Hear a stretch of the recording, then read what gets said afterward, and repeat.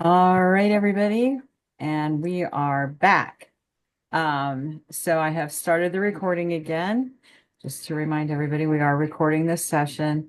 Um, and uh, just wanted to make sure everyone's here. Looks like we're seeing people pop in.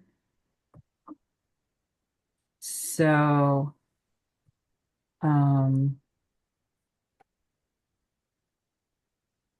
yep. All righty. Okay, Lindsay, please take it away.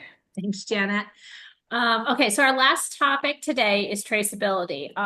Tomorrow, you guys are going to be working on a food safety plan. So I'm not going to get into all the details of that because you guys are going to have a fun couple hours to work on your food safety plan with everybody there. So I'm just going to focus mainly on the traceability part. So when we think about traceability, it's one step forward and one step back. So it's identifying where the product went and where it came from. So for farmers, this means from field to the buyer. For retailers, it means from the farmer to the customer. So I think one of the things we've seen over the years is we've seen a lot of food safety outbreaks. There's all the recalls, and I think all of us have seen some part of that chain over the years. So what the inspector is going to look is for a documented traceability program that has been established. And then records are kept regarding the source of incoming product and the destination of the outgoing product, and which is uniquely identified to enable traceability. So that's what we're going to get into more detail in the next couple slides is those records and what that traceability looks like from the farmer to the retailer to the customer point. So the value of traceability. If something was sold, was it contaminated? Could you identify who you sold it to, when it was sold, and which items were contaminated in that quantity that was produced? You're looking at minimizing the impact of your foodborne illnesses, and especially if there's an outbreak, where that outbreak is actually going to be within that product. Like an example would be back in the fall, McDonald's had an outbreak within their cheeseburgers. It didn't happen across the entire country because that produce didn't go into every single McDonald's. It was at specific locations across the country. You're trying to improve, it improves your accuracy of your recall if you need to pull product back within traceability. You know exactly which products have been affected and which farms have been affected because you might have an operation with multiple farms, multiple locations. And then it helps you to follow quality, to making sure that you have what type of quality product is being sent out to your producers. So when it comes down to traceability, there's a whole bunch of people that are involved with it. The farm, the distributor, so who might be distributing that product when it comes down to it. The transportation that's involved, the restaurant or the grocery store, wherever the product is being sold to. And then finally, the consumer.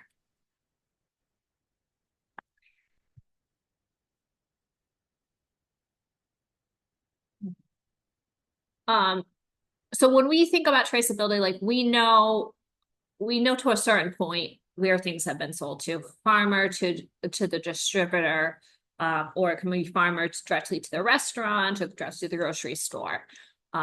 Sometimes it's also a situation we know from the farm. We bring the product to the farmer's market, and then it goes to the consumer. So we don't always know exactly who the consumer is that we are selling our product to, but sometimes we do. When it comes down to developing tools for traceability, it's important to have a map of the farm, seasonal production maps, because you might be producing multiple products. having information of when things were planted and harvest. So you're having a record of that. Labeling on product packaging, invoices, and inventory sheets. So when we look at farm maps, and this is from the last slide, I'm going to break this more down into. So we look at the farm map is they're going to be looking for the inspector is there a map that accurately represent the farm and or facility operations? Each product area is identified with a code to enable traceability in the event of a recall. So it might be that you're producing a whole bunch of different products, and you can see from on the right-hand side is you're producing different types of leafy greens. So red leaf lettuce, red romaine, like you're producing a whole bunch of these. And then this is all coming from field one. You've identified that all these products are coming from field one. Not always. It could be, you could be producing some in field one, field three, but you know exactly where this product is. It also identifies, like in this is red romaine number 4 might be a plot that's in there. And then red romaine number 6 might be another plot that you planted because you're planting at different timings, and you're also going to be harvesting at different times. Your farm maps can be hand drawn. Could be a GIS, could be a Google map. You might have farm management software, like if you work with an independent firm. And then you have to think about factors in succession planning, which I just mentioned.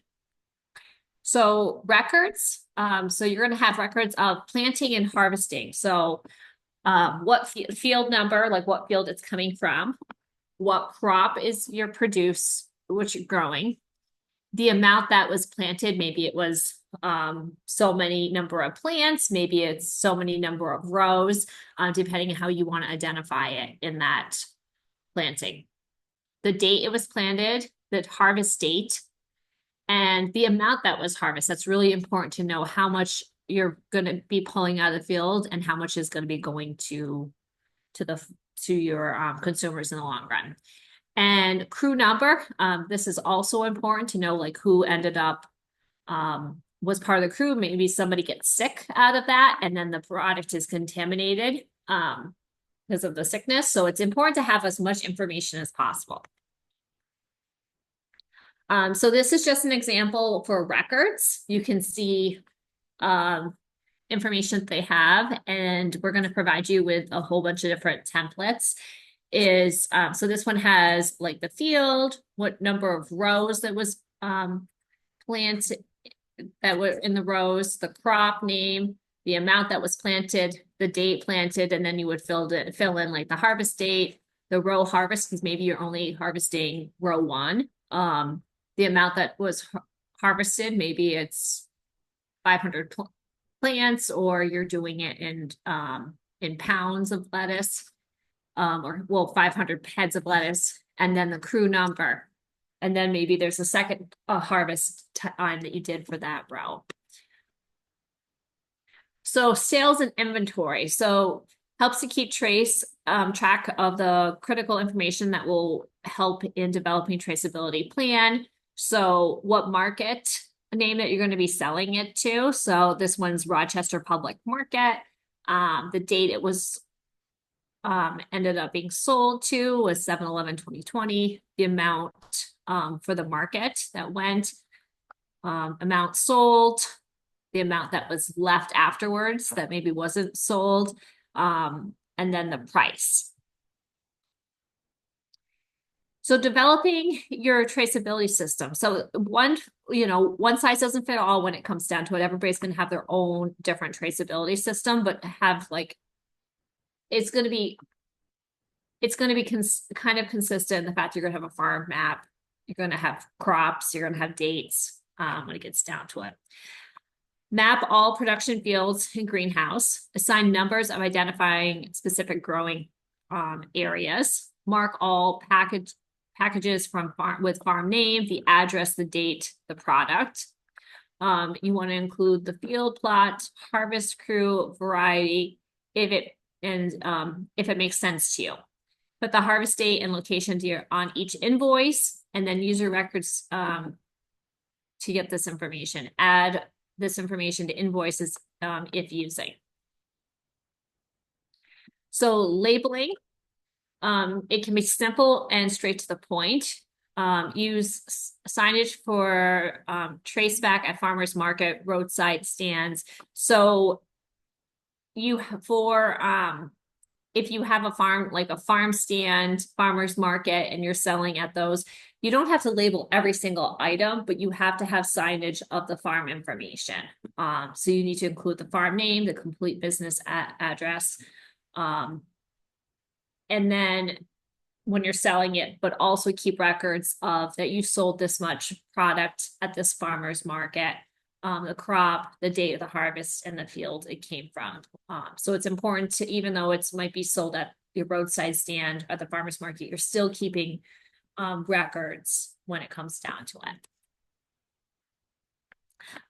So signage, just when it comes down to selling at the farmer's market, farm stands, or even for like you pick, display the name and complete business address of the farm and where the produce was grown on signs. Wholesale labeling. So this could be put on every single like carton, case, or pallet, depending on how your things are packaged. It should include your farm name, your farm address, the crop, the harvest date,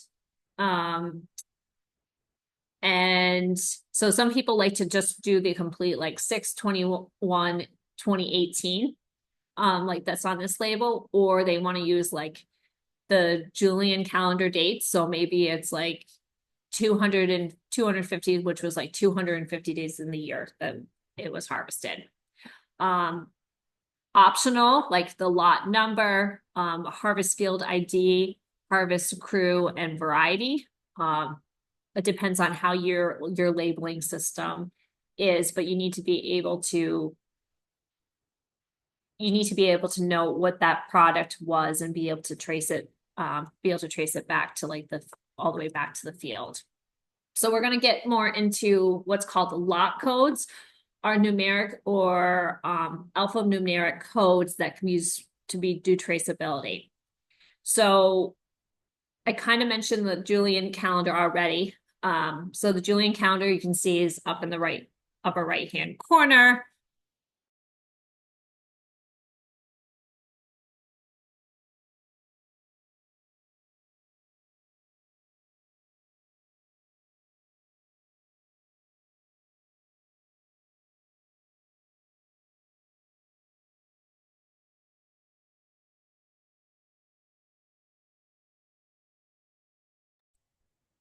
Okay, I'm hoping that Lindsay will be able to catch up in a minute.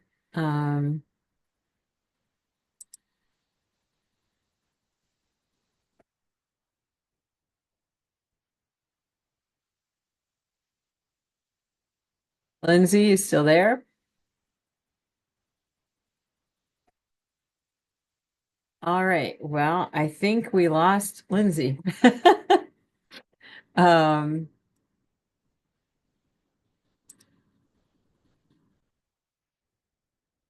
Robert, would you be able to step in?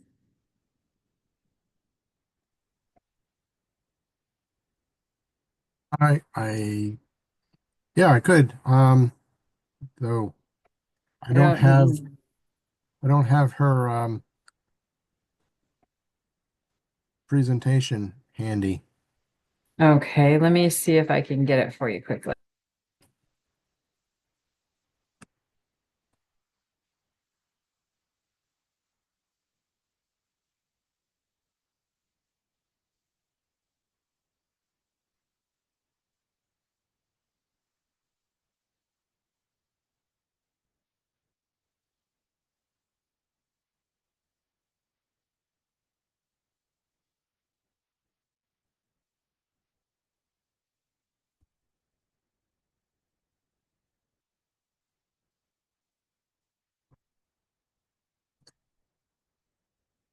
If you can just pull it up and I can just tell you to switch them. Might be quicker. I'm having trouble with um, web internet myself.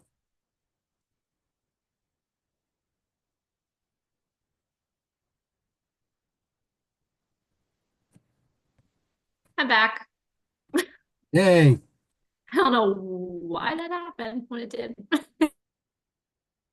Oop, froze again.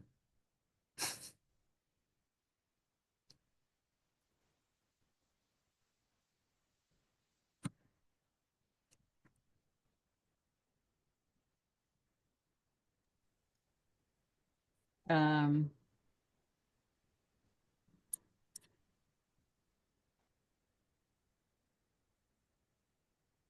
all right, I am gonna try this again. A fickle internet.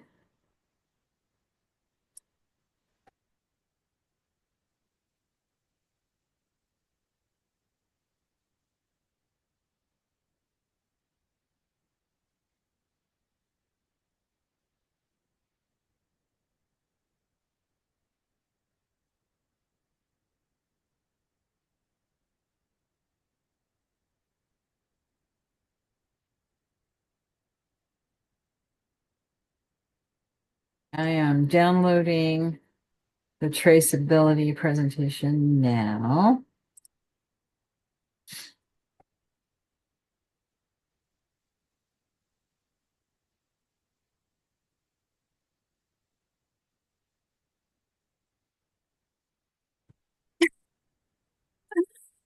I don't know what is going on. I'm gonna take and keep my.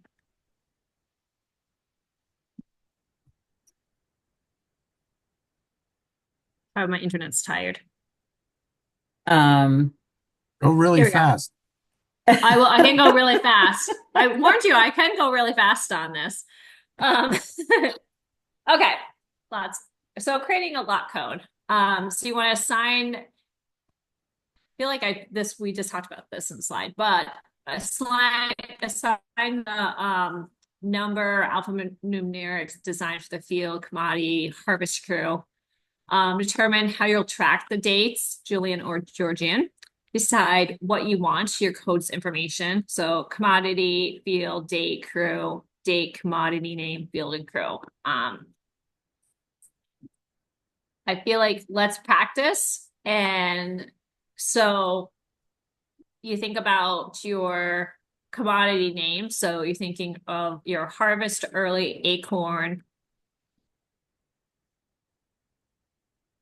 squash on October 17th.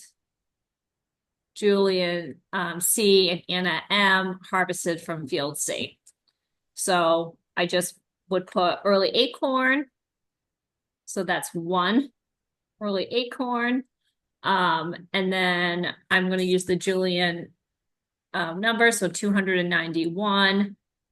And then I'm going to use Julian C and MC as my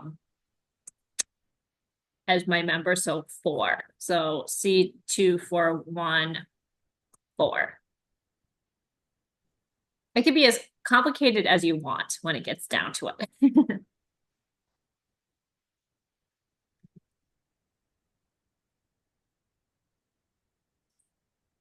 Another one would be like buttercup squash harvested from field B on October 4th by harvest crew number 3.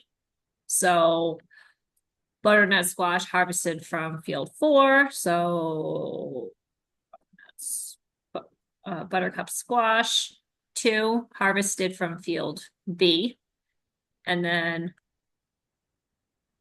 October 1st would be October, and then for 275 by 3. So B field, harvest crew 3, 3 right there, but 275. So it all depends of how you want to do your number determination and letters. Then another example would be Robert and Caitlin.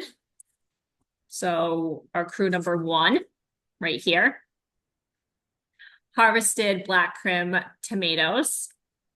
So black crim tomatoes, 3, so T3 on August 11th so August, which would be 11th would be 224 from field A. So then you would just do field A, 224, cruise 01. So everybody can come up with their own like examples of how they want to do develop these different lot numbers. I don't know if we want to keep doing a couple of these, but I can always go back if people have more questions about that afterwards. So test your trace back system. So pick a day you shipped your product, call one of your buyers. So this is what was mentioned by Ag Markets in the beginning, was what's called a mark recall. So call one of your buyers, let them know that you're doing a practice trial, a mock recall. You have to make sure you reiterate that it's a mock recall, it's not a recall. Ask them to tell you how much of a product they still have in stock. Fax or email response to you. And then do your records match their records, that document all results and keep their records on file. So like if you end up finding out that their records show more product than what you are expecting, you want to kind of like do a little bit more research and details about why there's more, but you want to make sure the amount that you sent is correct and the amount that has been sold is correct from what you understand that's based on your records. And you do have to you do need to perform this for gaps and mock recall. Optional lot codes for clean breaks. Clean breaks when processing, halt, and food contact surfaces are cleaned and sanitized. This will help limit the amount of product subject to a recall or withdrawal. So having lot sizes that are smaller and like having, so say that you ended up harvesting 500 bushels of apples in a day. You wouldn't want to put that in a complete 500 lot. You wouldn't want to put all 500 bushels in the same lot. If you break that up, if you need to do a recall, then you don't have, and there's like, it was only a certain amount that might have had an incident. That's the only amount that would have to be thrown out, not like the whole 500 bushels. So you can move things in smaller lot size. You just keep really good records of those smaller lots. So more information about this. So clean break when processing halts and food contact surfaces are cleaned and sanitized. So that's also too is when you're processing throughout a facility. And like I mentioned, like you have 500 bushels of apples that we're going through or something that are going to end up being sent out the door, is that you have a cleaning that happens. You stop for that cleaning of the facility and you document that. And so that like if something was contaminated through the cleaning process, then you wouldn't have to like I mentioned, throw the whole thing out. So clean break lot codes, you would just have 2 different basically lot codes when it comes down to it. Okay, questions, and then actually I'm going to mention this. So tomorrow you guys are going to be meeting and doing your food safety plan. Should have changed this January part. So you're going to be Robert and Laura are going to help you work through you're producing your food safety plan. So what to expect is that you are going to be provided with a food safety template on a flash drive.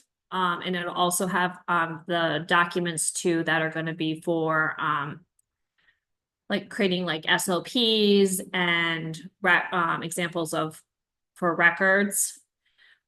Things that you might want to think about bringing with you is maybe any maps that you might have the farm and any type of water testing that you've done in the past. That will just help to like add things to that document. You'll also want to bring a laptop with you if you have one, which will make things a lot easier. When you get a flash drive, you'll be able to actually edit your food safety plan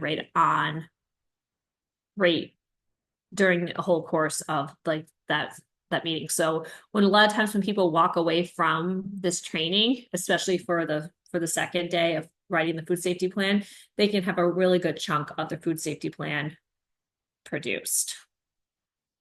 Okay. Hopefully. So there's a question in the chat. If you're not selling to a wholesale buyer, can you do a mock recall without a wholesale buyer? You wouldn't. So No, if, you if you're going to be selling, if mock refill calls would be for selling to a wholesale buyer, because otherwise, are you just selling to retail? I'm expecting, like at a farmer's market. yeah, so they're direct to Yeah, consumer, and Alex, feel yeah, free to jump in. yeah. So you wouldn't be doing a mock recall if you're selling directly to a consumer. Okay, great. So that wouldn't be required for the GAP certification then, if that's not something that we do. No. So, but the reason why you want a GAP certification is so that you can sell wholesale. Yes, it's something that we're looking Yeah. to expand to, just not Oh, something we do so right now. okay. Yep. Selling Thank retail, you. you can keep you can do your one step back. And your one step forward, if you're selling at a farmer's market, would just be that you're selling at a farmer's market on a given day. And you could keep track, with an inventory sheet or something, produce that you do bring to a farmer's market, so that if you had to do a recall, you could theoretically you could either put a sign up at the market or put an ad in the newspaper saying that anything bought at the farmer's market from such and such farm can return it. So it's not saying that you don't call anybody, but you have the plan of how you would do one, so that so you're right, you can't technically do a legitimate mock recall, but you can plan how you could do a recall if necessary. So that's what they would look at in this particular case. So you could just lay out the plan on how you would do it. That's good advice. So, Thank you. yeah. Other questions? I have one. How many people are coming tomorrow?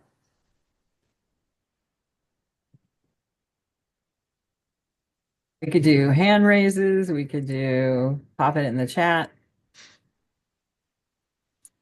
By my estimate, I think we have 6 or 7 Okay. just from the email conversations, but I would have to go back through the email conversations. Okay. Um, so for tomorrow, would you have access for us to set up using, if I bring my laptop, that we could with a projector onto a screen? Yep. Okay. Yep. We're going to be in Well, a classroom with projection capacity. okay, perfect. Um, and I do want to stress again that you need to bring your own laptops. What I don't have are extra laptops laying around anywhere. So you will need to bring your laptop. to work on your food safety plan. Um, Mariko, did you have a question or were you saying you would be here tomorrow? Yes, I have a question. That's why I'm Okay. in. So my question is related to tomorrow exercise, because I wanna work on like a sample food safety for my case uh, in Mali so that I can compare what is in the food safety document in US and what we are doing back home, what is missing on these two, like compare both food safety. So, and I will not bring those documentation. Lindsay just ask like if you have water test or soil test document. I do not have them here, so I'm wondering if I can still go and work on the model, or I cannot do anything about it so that I know how to plan for tomorrow.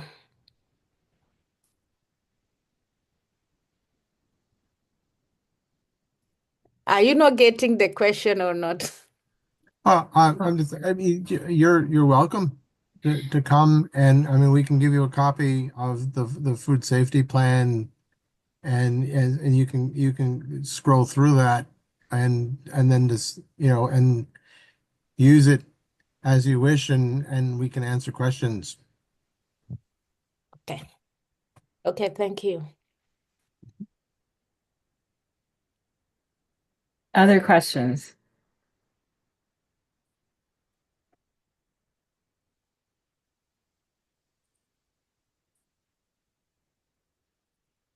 All Everybody's right. exhausted.